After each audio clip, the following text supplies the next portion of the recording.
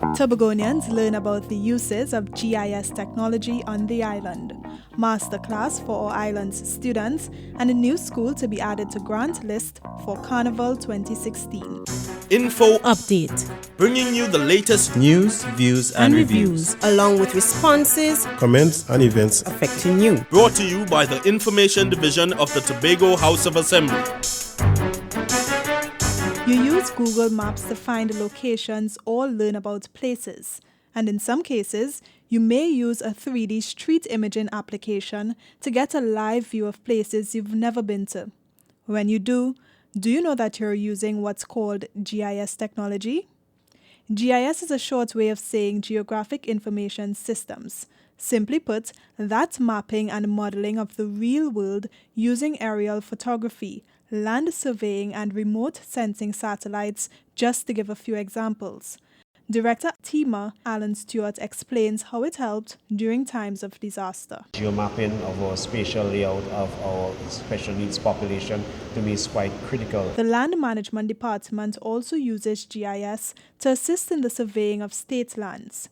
More than that, the administrator for the Division of Planning and Development, Sherry-Ann Edwards-Lewis, says the Division of Health and Social Services is also currently implementing GIS with the intention of monitoring garbage collection, mapping primary health care centers, and creating chlorophyll and other maps to make informed decisions regarding the overall health and wellness of Tobago's population.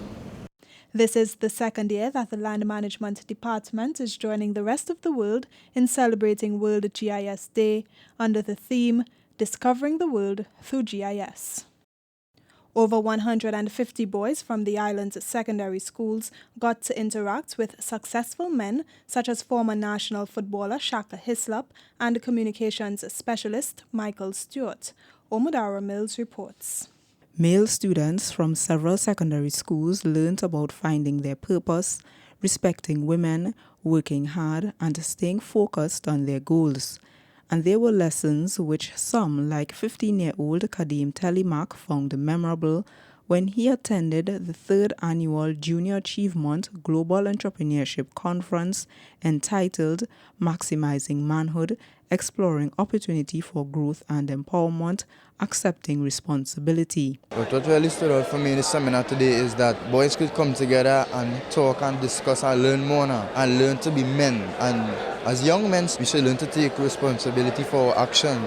The boys also got sound advice from the owner of Gael TV, Errol Fabian, Pastor Clive Dutton, and Executive Chairman of Junior Achievement, J. Errol Lewis. The event was facilitated by the Division of Education, Youth Affairs and Sport. I'm Omudara Mills for Info Update. First comes Christmas, and then comes the greatest show on earth, Carnival. Carnival 2016 is quickly approaching, and bands are gearing up. Calypsonians and soca artists are getting their songs ready, and the steel pan orchestras are beating the metal for their 2016 renditions. Schools are also preparing to participate in several competitions, and this year, that should be much easier. Caroline Wallace tells us why. There are several competitions geared towards a school for Carnival. Youth Panorama, Youth Calypso Monarch, Kiddies Carnival, just to name a few.